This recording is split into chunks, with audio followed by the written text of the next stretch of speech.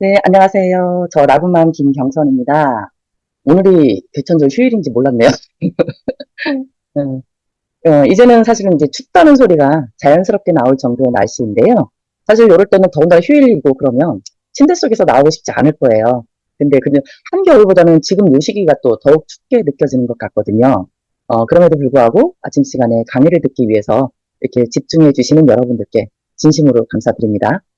어떤 걸 주제로 강의를 해야 하나를 고민을 하다가요. 리보굿이 현재는 건강기능식품 위주의 제품군들로 구성이 되어 있다 보니까 호전 반응, 즉 명현 반응에 대해서 하면 좋겠다 했는데요. 주제를 정해놓고 나니까 너무도 광범위하고 또 너무나 모르는 부분이다 보니까 사실 난감하더라고요.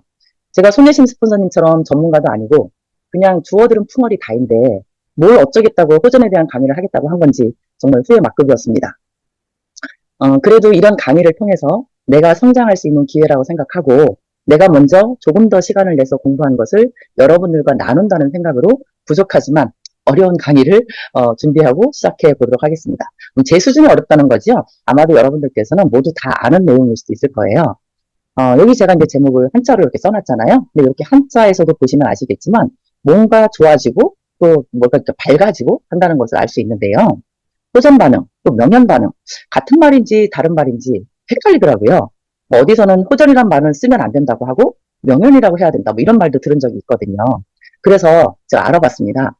챗 GPT는요, 심리적 반응을 얘기할 때 호전이라고 하고 대체의학을 얘기할 때 명현이라는 표현을 하더라고요. 근데 우리 국어사전에는요, 토씨 하나 틀리지 않고 같은 의미로 나오더라고요. 그런데 두 가지 다 치료 과정 중에 나타나는 반응이며 치료가 이루어지는 증상이라고 볼 수 있다고 합니다. 이거 가지고 사실 성이 좀 안 차더라고요. 그래서 조금 더 찾아보니까 호전이든 명현이든 거의 같은 의미로 써도 되는 것 같습니다. 그런데요, 이상한 점을 하나 발견을 했어요. 그 어디에도 양약이나 현대의학에서는 호전, 명현 뭐 이런 말을 안 쓰는 것 같더라고요. 보시는 바와 같이 자연요법이나 한방치료, 해독치료 등을 받을 때 몸의 독소를 배출하고 자정 능력을 회복하는 과정에서 발생하며 몸이 새로운 환경이나 치료에 적응하는 과정에서 일시적으로 나빠지는 상태를 말하고 건강을 찾기 위한 중간 단계쯤으로 생각하면 된다라고 이렇게 얘기를 하고 있거든요. 즉, 호전 반응이 나타나는 원인으로는 치유를 위해서 시작한 치료로 인해서 체질이 변하면서 그것에 적응하는 기간 동안에 몸에서 일어나는 거부 반응 때문이며, 그러니까 자연스럽게 치료 과정에서 일어나는 자연스러운 현상으로 볼 수 있고, 모든 사람이 이러한 반응을 경험하는 것은 아니고요. 개개인의 체질과 건강 상태에 따라서 다르게 나타난다고 합니다. 그런데 호전 반응을 통해서 근본적인 치료가 이루어지게 된다는 견해와 함께 사람마다 증상의 정도가 다르게 나타나기 때문에 일부에서는 이러한 반응이 부작용으로 여겨보는 견해도 존재한다는 정도로 알고 계시면 될 것 같습니다.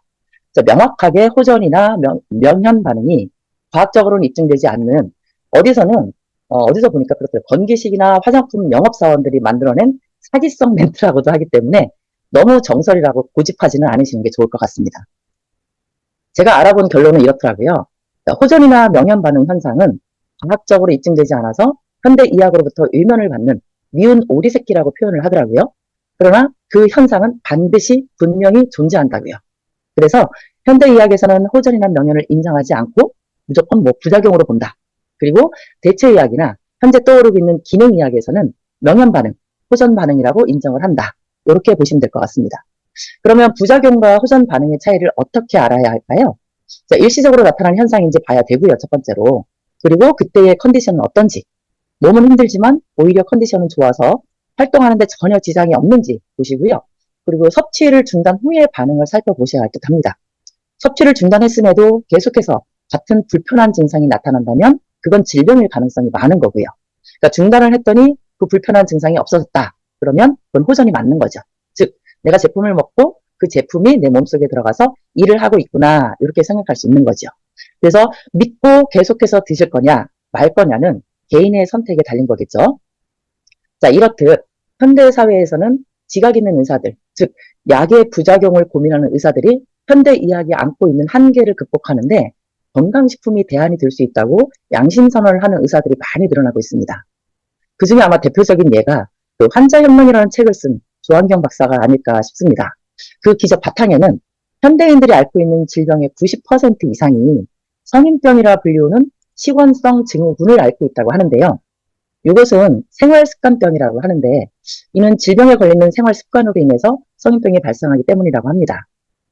그런데 아무리 기술이 발달하고 과학이 발달한다고 해도 나쁜 생활습관으로 인해서 질병이 걸렸는데 그 습관을 바꾸기는 쉽지 않다는 거죠. 그리고 가장 큰 문제는 스트레스일 거고요.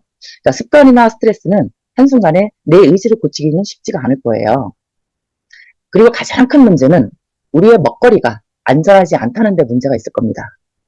현대인은 지구 역사상 먹을거리가 가장 풍요로운 시대에 살아가고 있는데요. 덕분에 우리는 배가 터지도록 음식을 입으로 밀어넣지만 아이러니하게도 개개인의 체성분을 분석해보면 심각한 영양 불균형 상태임을 알 수 있다고 합니다. 다시 말해서 우리는 탄단지, 즉 탄수화물, 단백질, 지방은 과잉 섭취하는 데 비해서 비타민과 미네랄은 더없이 부족한 형편이라고 하죠. 특히 매일매일 충분한 양의 신선한 과일과 야채를 먹는다 해도 땅의 산성화로 인해서 미량 원소가 부족해졌기 때문에 영양 불균형 상태를 피하기가 어렵다고 합니다. 결국 이런 것이 여러 가지 질병의 원인으로 작용해서 만성 질환을 일으키고 있다고 볼 수 있고요. 자, 이 문제를 해결해 줄 절대적인 대안이 하루에 필요한 영양을 채워주는 건강식품이라는 것이죠. 좋은 건강식품은 영양의 균형을 이루게 해주고 나아가서는 인체 내의 질병을 치료하는데 긍정적으로 작용을 하겠죠. 의학의 아버지라고 불리는 히포크라테스는 인체가 스스로 질병을 치료할 수 있는 힘이 있다고 믿었습니다. 의사의 역할은 이 자연 치유력을 돕는 것이라고 강조했고요. 따라서 치료는 인체의 자연스러운 회복을 촉진하는 방향으로 이루어진다고 주장했습니다. 그는 질병이 신이 내리는 벌이 아니라 자연적 원인에 의해서 발생한다고 보았고 그리고 그것을 과학적으로 설명하려고 했습니다. 히포크라테스는 치료보다는 건강한 생활 습관으로 인한 질병 예방이 중요하다고 강조했습니다. 건강한 생활 습관, 그리고 적절한 식습관, 운동, 신체와 정신의 균형, 그리고 환경적인 요인들을 고려한 예방 조치가 질병을 막는 데 중요한 역할을 한다고 생각했습니다. 자, 이러한 철학은 오늘날에도 중요하게 여겨지는 건강유지 원칙입니다. 아마도 히포크라테스가 기능의학의 선구자였지 싶습니다. 자, 그렇다 보니 현대인들은 비타민과 미네랄 등의 필요성을 일찍부터 인지하고 많은 사람들이 어려서부터 섭취하고 있습니다. 그런데 과연 어떤 비타민을 먹고 있을까요? 그리고 어떤 미네랄을 먹고 있나요? 열심히 따져보고 먹는다고 하지만 자, 시중에 나와 있는 대부분의 영양제들이 화학으로 만들어진 것이라는 것은 아실 겁니다.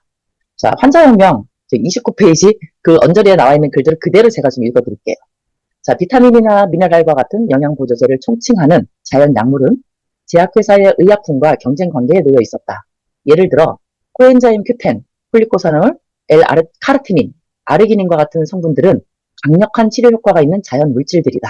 그런데 합성된 약물이 아닌 자연 물질이기 때문에 특허가 불가능하다. 그리고 이러한 물질은 일단 다국적 제약회사들로부터 외면당한다. 이유는 오직 하나, 제약회사의 비즈니스 모델에 맞지 않기 때문이다. 특허가 불가능해서 제약회사가 원하는 이윤 폭에 들어갈 수 없기 때문에 외면당하는 것이다. 즉, 제약회사가 추구하는 사업 모델과는 맞지 않는 것이다. 제약회사의 목적은 오로지 돈이다. 건강을 지키기는커녕 환자들을 해치고 상하게 하고 죽게 만들어도 전혀 개의치 않는다. 아무리 좋게 봐줘도 유혹행위를 밥 먹듯 자행하는 범죄의 기업이라고 아주 신랄하게 비판하고 있는 것을 볼 수 있거든요. 이게 이제 지금 읽어드린 내용들이 실제 그 책에 나오는 내용이에요. 그리고 또 연이어서 실제 처방약들의 이유는 어마어마하다고 합니다. 자, 공황장애나 불면증, 우울증 등의 치료제인 자낙스의 이유는요, 5,600배에 달한다고 해요. 자, 1mg 백정이 들어있는 한 병의 가격이 약 $180 정도인데요. 이 책이 91년도에 쓰여졌으니까 지금은 더 올랐겠네요. 그 중에 유효 성분의 원가는 2.4센트에 불과하답니다. 한 알이 아니라 100정, 100알 한 통 모두를 만드는데 원가가 2.4센트래요.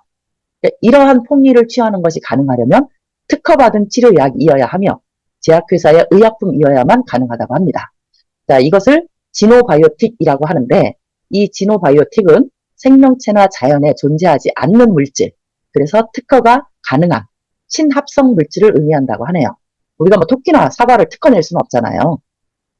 네, 이런 말씀을 드리는 이유는 여기 표에서 보시는 바와 같이 자연요법, 즉 자연에서 추출한 천연식품과 화학요법, 말씀드린 지노바이오틱, 즉 합성 물질을 섭취할 때 다른 점을 보시한 거죠. 한번 따져보자는 거죠. 가장 큰 차이점은 치료냐겠네요. 자, 치유는 몸뿐만이 아니라 마음과 정신까지를 포함한 전인적인 회복을 의미합니다. 단순히 병의 증상을 없애는 것뿐만이 아니라 내면의 평화와 균형을 되찾는 과정까지도 포함한다고 해요. 그래서 자연스러운 회복 과정을 강조할 때 사용된다고 합니다. 근데 치료는 의학적인 개입을 통해서 특정 질병이나 부상을 관리하거나 고치는 것을 말한대요. 그래서 약물이나 수술, 물리치료 등 구체적인 방법으로 질병의 증상을 제거하는데 그리고 억제하는데 중점을 둔다고 하네요. 자, 같은 듯 다른 느낌 아시겠죠? 자, 치유가 훨씬 넓은 의미의 치료라고 봐도 무방할 것 같네요. 자, 요 사진 한 장으로 명확히 정리가 되시겠죠? 자, 게으른 의사는 증상별로 하나씩 약을 치료합니다. 즉, 화학요법으로 혈압약, 당뇨약, 소화제, 고지혈증, 난소낭증 같은 것을 치료한다는 거죠. 그런데 지혜로운 의사는 식사를 처방해서 전부 다 고친답니다. 즉, 자연요법으로 치유를 한다는 거죠. 자, 요즘 강남에 병원을 아주 크게 지어놓고요. 시설은 호텔 못지않게 어마무시하게 꾸며놓고 비타민과 미네랄을 아주 비싸게 수십만 원에서 수백만 원씩 처방해주는 기능의학 병원이 생겼다고 하더라고요. 과연 거기서 일하는 의사들은 지혜로운 의사가 맞을까요? 저도 한번 가서 도대체 무슨 얘기를 어떻게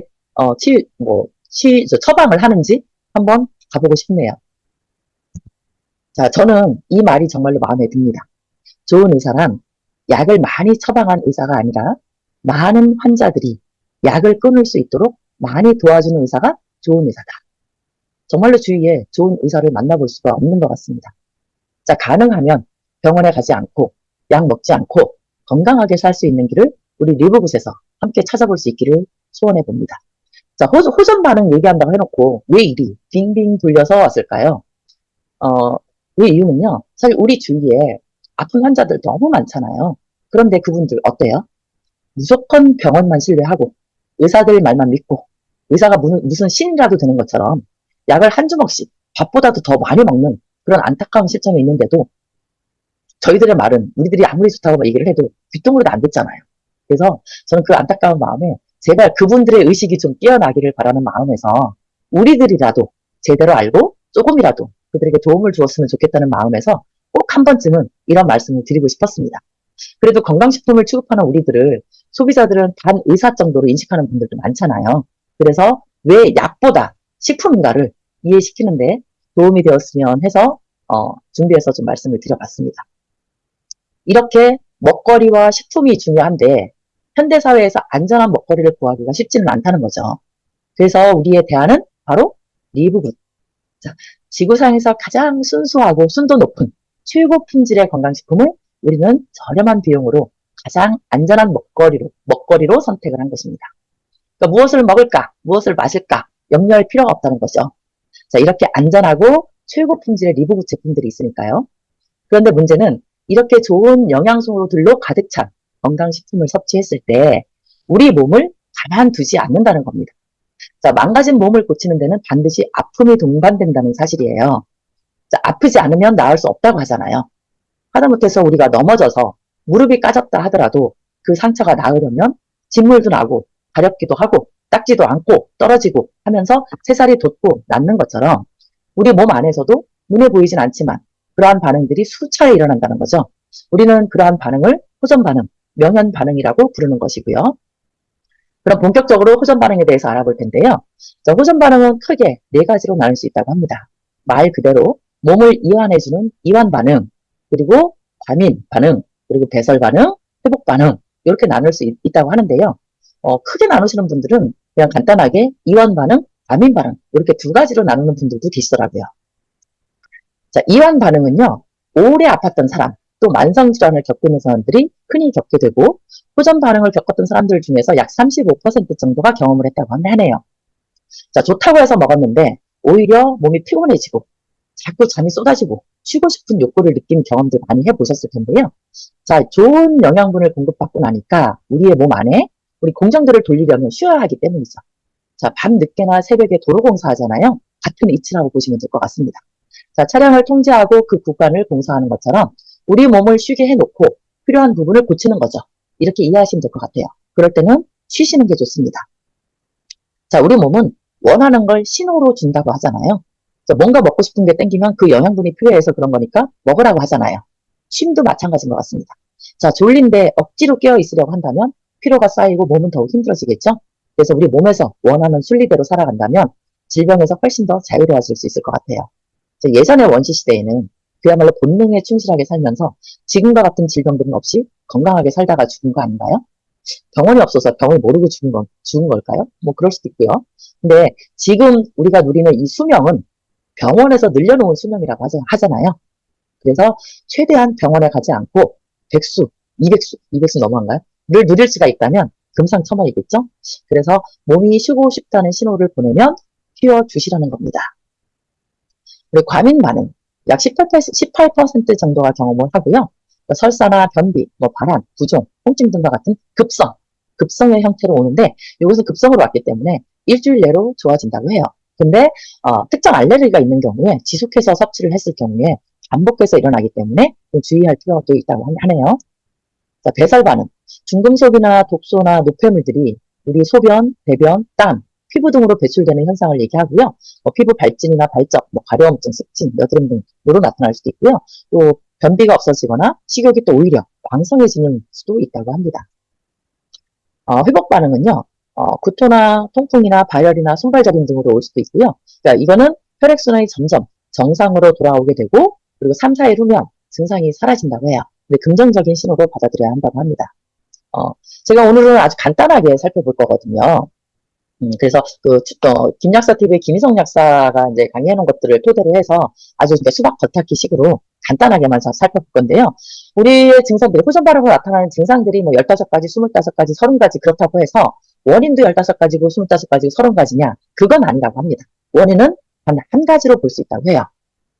요거는 이제 사람들마다 주장하는 거는 다들 다르더라고요. 그래서 이제 제가 앞으로 기회 있을 때마다 여러 분들의 그러한 것들을 토대로 해서 이제 주제를 하나씩 가지고 말씀을 드릴 건데, 오늘은 이 원인 한 가지, 그 한 가지 원인이 뭔지에 대해서 말씀을 드릴 거거든요.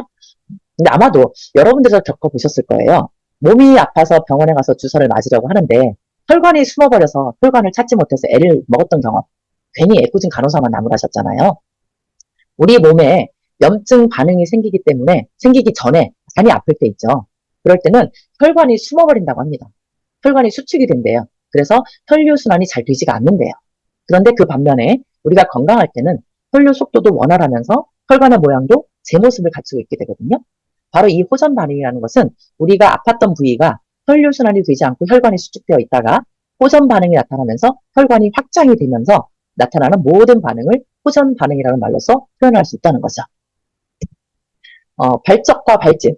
발적은 아픈 부위가 붉게 변하는 거고요. 발진은 붉어짐과 더불어서 다양한 형태의 피부 변화나 병변을 포함한 광범위한 증상을 얘기를 하는데, 요건 이제 혈관이 확장이 되면, 또 혈관이 확장이 되면서 노폐분이나 독소가 혈관으로 유입이 되죠. 그러면 그 순간에 이렇게 그 부위가 발갛게 이제 변하게 되는 거죠. 그런 것을 발적과 발진이라고 얘기를 하고요. 그리고 발열, 발적 다음으로 동시에 따라오는 반응인데요.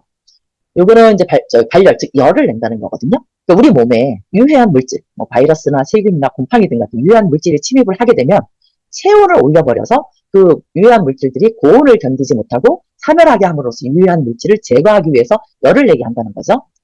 그리고 부종, 우리 조직 사이에 과도한 체액이 축적되어서 신체 부위가 붓는 현상을 얘기를 하는데, 요거는 우리 몸에 그 수분을 가두어서 그 혈관에 들어온 노폐물이나 독소를 중화시키기 위한 과정으로 부종을 보시면 될 것 같아요. 그리고 통증 반응. 신체가 손상이나 잠재적인 위협에 경고하는 신경계의 중요한 방어 기전으로 통증을 얘기하는데요. 모든 호전 반응을 통틀어서 가장 일반적이고 대표적인 반응이라고 합니다. 두통이나 편두통, 그리고 아픈 부위가 더 심하게 아파지기도 하는데, 자, 혈관이 확장이 되면 독소나 노폐물들 제거 중에 대거 혈관으로 유입이 되잖아요. 그럴 때 백혈구나 효소가 증가를 해서 그 독소들을 제거하는 과정에서 나타나는 게 통증이라고 합니다. 근데 제가 이 통증 관련해서 조금 알아봤거든요. 근데 통증 반응의 유형은 4가지로 나누더라고요. 급성 통증, 만성 통증은 다 아실 거예요. 요거는 이제 쉬운 거니까. 그리고 이제 신경병성 통증. 자, 신경계 통증이나 신경 자체에 손상이나 질환이 생기면 나타나는 통증, 즉 당뇨병성 신경통증이나 척추 손상 등이 해당이 되는데, 가령 뭐 디스크 있는 분들이 사실은 허리가 아프기보다는 뭐 다리가 저리고 뭐 이런 분들도 많잖아요. 요게 이제 신경병성 통증을 얘기하는 거고요. 저는 처음 보는 통증인데요. 참조 통증이라는 게 또 따로 있대요. 이건 뭐냐면 특정 부위의 손상이나 문제로 인해서 다른 부위에서 느껴지는 통증이래요. 가령 우리 심장에 문제가 생기면 왼쪽 팔에서 통증을 느낄 수 있다고 하거든요. 근데 우리가 왼쪽 팔이 아프면 어떻게 해요? 성형외과 가거나 가잖아요. 그럼 열심히 왼쪽 팔만 치료를 받잖아요. 근데 문제는 팔이 아니라 심장에 문제가 있다는 거죠. 그럼 이렇게 참조 통증 같은 경우는 그 원인을 찾아서 치료하기가 굉장히 좀 어려운 것 같아요. 근데 아무튼 이런 것들도 있다는 걸 아시면 될 것 같고요. 피부 가려움증. 피부에 자극이 발생해서 긁고 싶은 충동을 일으키는 불편한 감각인데요. 여기에는 피부질환, 알레르기, 건성피부, 내부질환이 있는데 내부질환은 뭐 간질환, 신장질환, 갑상선 질환, 당뇨병 이런 것으로 인해서 가려움을 유발하는 걸 내부질환으로 얘기를 한다고 합니다. 근데 이거는 이제 그 혈관이 확장되면서 면역 방어 물질인 히스타민이 쏟아져 나오게 된대요. 그럼 그럴 경우에 가려움을 유발한다고 하거든요. 그리고 현기증. 평소에 혈액순환이 안 돼서 감각 이상이 있거나 뭐 이런 분들이 현기증은 혈관이 확장되면서 일시적으로 저혈압을 유발할 수 있는 증상을 나타나면서 어지럼증을 느낄 수가 있고요. 평소에 혈액순환이 안 돼서 감각 이상이 있거나 이러신 분들이 경련이나 저림 현상을 많이 경험을 하시게 되는데 그거는 막혀있던 좁아졌던 혈관이 확장이 되면서 나타나는 신체적인 반응이라고 합니다. 불면 호전 반응으로 뇌혈관이 막혀있다가 열리면서 나타나는 반응인데요. 뇌혈관이 좁아지는 경우에는 졸립거나 피곤한데 뇌혈관이 정상인 경우에는 오히려 머리가 맑거나 잠이 깰 수 있다고 합니다. 그래서 오히려 잠을 못 자는 경우도 생긴다고 하고요. 기침이나 가래, 폐 기관지 쪽에 혈관이 확장되면서 그 상피세포의 독소나 노폐물을 갑작스럽게 배출을 하려고 할 때 기침이나 가래를 통해서 배출이 된다고 해요. 그리고 눈물이나 콧물, 눈곱, 잇몸 출현, 빗물. 기침이나 가래들과 유사한 과정들인데 중이염이 있으신 분들은 귓물로 또 안과 질환이 있으신 분들은 눈물이나 눈곱으로 많이 나온다고 하고요. 그리고 오히려 또 피로감을 더 느끼시는 분들이 많다고 해요. 영양제를 먹기 전보다 더 피곤한데 이게 어떻게 된 건가요? 그렇게 이제 말씀을 하시는 분들이 많은데 혈관이 확장되면 신진대사 속도가 올라가고 그렇게 되면 이제 독소나 노폐물들이 혈류에 유입이 되면서 신장을 통해서 독소나 노폐물을 배출을 시키는데 한꺼번에 다 배출이 되는 게 아닐 거잖아요. 그래서 조금씩 배출이 되다 보니까 평소보다 더 피곤함을 느낄 수 있게 된다고 합니다. 그리고 출혈 반응, 염증 세포가 줄어들게 되면서 자연스럽게 멈추게 되는데 이거는 혈관이 확장이 되면서 손상된 세포를 복원하기 위한 백혈구와 효소가 증가가 되고 그러면서 손상된 세포들이 제거되면서 그 과정 중에 주변의 얇은 모세혈관 일정 부분을 이제 공격을 당해서 손상이 될 수가 있대요. 그럴 경우에는 미세한 출혈이 나타날 수 있는데 이것도 금방 괜찮아진다고 합니다. 그리고 가스나 방귀, 제가 한 2분 정도만 더 할게요. 자, 호전 반응이 아니고 실제로 영양제가 소화가 안 돼서 나타날 수도 있다고 합니다. 영양제의 두꺼운 껍질이나 심각한 소화력이 약화가 원인일 수도 있는데요. 대부분 영양제들이 항산화제이다 보니까 햇빛이나 습도에 영향을 받지 않게 하기 위해서 껍질을 두껍게 하는 것들이 상당수 있다고 하거든요. 근데 우리 리브굿은 이마저도 최대한으로 얇게 했기 때문에 이번 여름에 뭐 변질된 거 아닌가 하는 이슈들이 있었잖아요. 이렇게 세심한 것까지도 신경 쓰는 리브굿 베리굿입니다. 그리고 설사하시는 분들도 있어요. 위나 장의 활동이 활발해지고 부교감 신경이 활발해지다 보니까 가스나 방귀가 나타날 수도 있고 그리고 그 같은 이유로 그리고 이제 그 독소와 노폐물 배출을 위해서 장내 운동 속도가 올라가면서 설사를 하실 수도 있죠. 근데 변비도 또 나타날 수도 있거든요. 그러니까 설사도 호전 반응이고 변비도 호전 반응이고. 그러니까 변비는 평소에 체내에 수분이 부족한 경우에 발생할 수가 있어요. 그러니까 아마도 체내에 수분이 충분하신 분들은 설사로 나타나고 또 부족한 부분들은 변비로 나타나는 게 아닌가 싶습니다. 그래서 혈관이 확장되면서 수분 배출을 억제하고 평소에 체내가 부족한 수분을 장에서 끌어당겨서 세포로 공급하기 위해서 상대적으로 장내에 수분이 부족해지면서 변비가 발생을 한다고 합니다. 자, 호전 반응은요. 산성체질, 고혈압, 위궤양, 뭐 신장기능 수약 이렇게 만성 질환을 앓고 있는 분들이 더 심하게 나타날 수가 있고요. 질환에 따라서 다양한 증상들로 나타날 수가 있는데 일시적인 현상일 수 있기 때문에 대처법으로는 충분한 휴식과 따뜻한 물, 찬물이 아니라 나중에 다루겠지만 우리 몸은 체온, 열로 인해서 또 몸을 또 회복을 시키잖아요. 그렇기 때문에 우리 몸 따뜻하게 하는 게 좋거든요. 그래서 따뜻한 물을 수분을 자주 섭취해 주시는 것이 좋고요. 필요할 때는 또 전문가의 조언을 들어야 된다고 봅니다. 그래서 제가 오늘 또 준비한 양이 조금 많았나 봐요. 시간이 조금 오버했는데요. 오늘은 진짜로 수박 겉핥기식으로 간단하게 호전 반응에 대해서 알아봤는데요. 처음에 말씀드린 대로 호전 반응이 너무나도 광범위하고 깊고 또 많아서 앞으로도 계속해서 시간이 될 때마다 조금 더 자세하게 알아보도록 하겠습니다. 자, 오늘도 많이 부족했지만 끝까지 경청해주신 우리 리더님들께 감사를 드리고요. 이만 마치도록 하겠습니다. 저 라군맘 김경선이었습니다. 감사합니다.